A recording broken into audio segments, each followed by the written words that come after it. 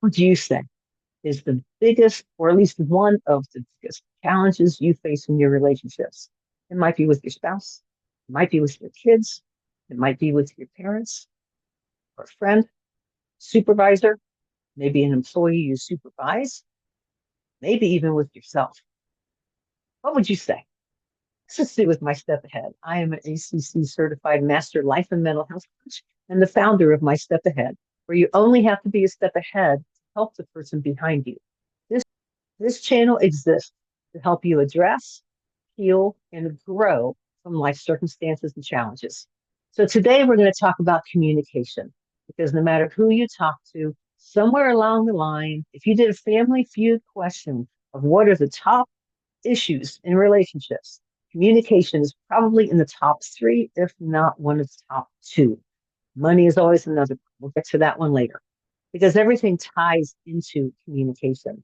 So in Monday's Mental Health Minute, I talked about the power of changing but to and. So if you haven't seen that, be sure to check out the video. The link is right above my head, and you'll be able to catch that up as well. We are talking about the challenges in relationships and how defensive anyone, including yourself, may feel when someone says you, or I want to tell you something, but, or I care about you, but, or I love you, but. And as soon as my point was that with but, the guards go up. I'm not going to give away the whole video. I want you to go watch it. We talked about the power of changing that to and. We're going to build on that today. That is just one small tool to help communication struggles. One of the biggest things that you can do to help in communication is stay neutral. In this video, I want to give you some really concrete tools that even if you apply one of them over time, probably sometimes maybe in a very short period of time, you're going to start seeing some improvement. You're going to see someone realizing that maybe something's changing here. I don't feel as guarded. Or perhaps for you, you don't feel you need to be as guarded. So the first tool I want to give you is the power of keeping in neutral.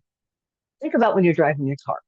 When you put it in neutral, you're taking away the power of the engine. If the engine is the defense, if the engine is guardedness in a conversation of when's the next shoe going to drop? What did I do wrong now? Now what's the problem? My mom's favorite phrase when she was frustrated, now what?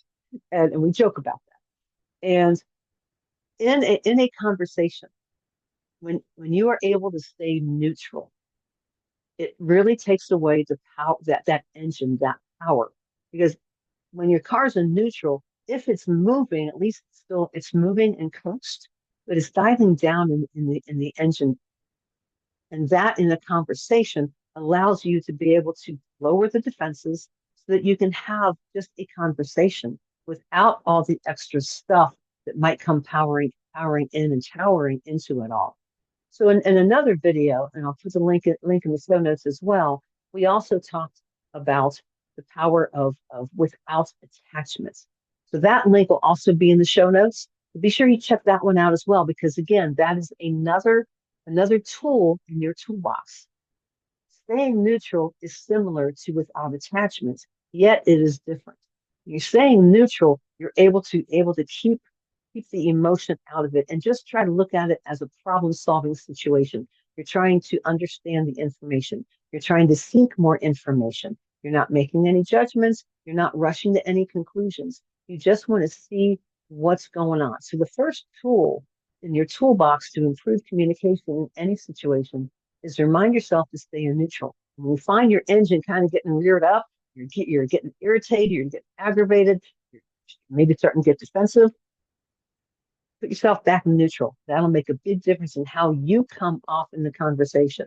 So how do you put yourself back in neutral? Some of that is just grounding techniques. Take a breath, take a few deep breaths. Ask for a timeout. If you're in the middle of a conversation with a child, a coworker, or a spouse, and you're just getting irritated, there is nothing wrong with being authentic. Just saying, I'm finding myself getting really frustrated, so give me just a second, because I value this conversation and this interaction, and I don't want my irritation or what I'm feeling to get in the way. So give me just a quick second. Just let me kind of take a breath. You take a breath, or maybe it's a bathroom break, or maybe it's go get something to drink, get a drink of water, take 5, take a smoke break, whatever it is, and then agree to come back. That reset makes a big difference for both of you. In addition to being neutral, the second tool I want to give you is to seek first to understand. If you have read Stephen Covey's book, The 7 Habits of Highly Effective People, one of the first things says seek first to understand, then to be understood. It goes back to some of these other tools I've been talking about without attachment, staying in neutral, changing but to and. When you can seek first to understand, you are putting the other person first. You are trying to better understand their viewpoint. So here's a situation. I've had a conversation in the past with some people, and we were working on a project, and thought we were all on the same page with it. Thought we had some conversations, we're on the same page, going for it. We come back together, do our research, come back together, and we're trying to make a decision. And kind of didn't go the way I was thinking it was going to go. And I found myself getting frustrated. I was trying just to, again, keep it neutral. So I created some distance in the situation for a bit. And then as I started hearing more from people, what I realized is that the parameters that they thought that we were working around were different. So I was working off of one understanding or assumption, if you want to say that.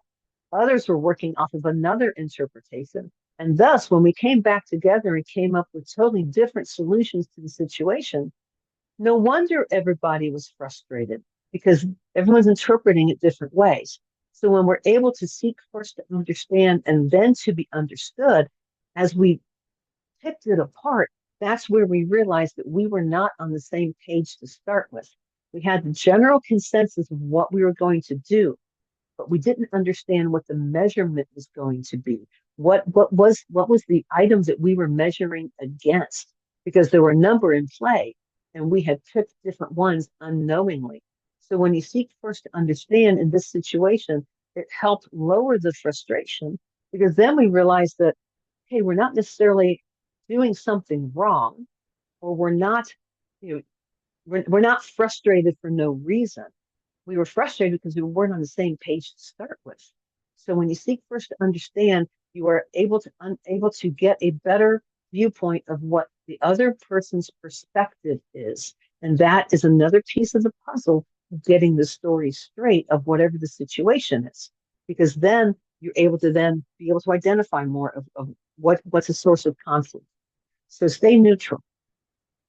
Make it not about you, but it's about the situation. Seek first to understand. Think of curiosity. And what are a couple words you can use with this? What are a couple phrases? I'm wondering. Instead of what are you thinking? Or why did you do that? Because right away, when you hear me say that, you probably got a little bristly. Because when someone says, what are you thinking? What are you doing? What made you come up with that idea? When we use those phrases, or what planet are you on? Those are all negative comments that have an attitude and a tone of judgment behind them. And when we're able to back out of that, again, this is part of going back into neutral. When we're able to back out of that and kind of give it a running start, I'm wondering what led you to that conclusion. That's a parallel to where'd you get that idea? But it's a much softer approach. It is more inviting instead of shutting somebody down. And that's what we want to do in communication. I'm wondering. Another one, help me understand. Help me understand the thought process. I was working with somebody at the office recently. We're coming up with different answers to a task we were working on. She's learning, she's training, and came up with a couple different ideas on what I had. So I said, help me understand the thought process as compared to where'd you get that? How'd you come to that conclusion? Because she doesn't have all the knowledge. She's learning. So I want to understand her thought process because it helps me understand how she learns so I can be a better trainer. All of these things go to communication. It goes to awareness, attention, action. When you are aware of a situation or what might be causing conflict or might be causing some guardedness in a conversation, when you are aware of that, you can then be attentive to that. When you are attentive to it, you can take action. So in communication, the other videos that I want to direct you to talk about but versus and. It also talks about the power of without attachments. And in this video, two more tools. Put it in neutral. Don't make it about you. And seek first to understand, then to be understood. Pick one of these tools, put it in action this week, and tell me in the comments how it goes for you. In the comments, I've also got a link to Stephen Covey's book, The 7 Habits of Highly Effective People. I've got these other videos, so go ahead and check them out. So leave me some comments. Let me know how you're putting this into practice. And join me next Monday for another Mental Health Minute. Thanks.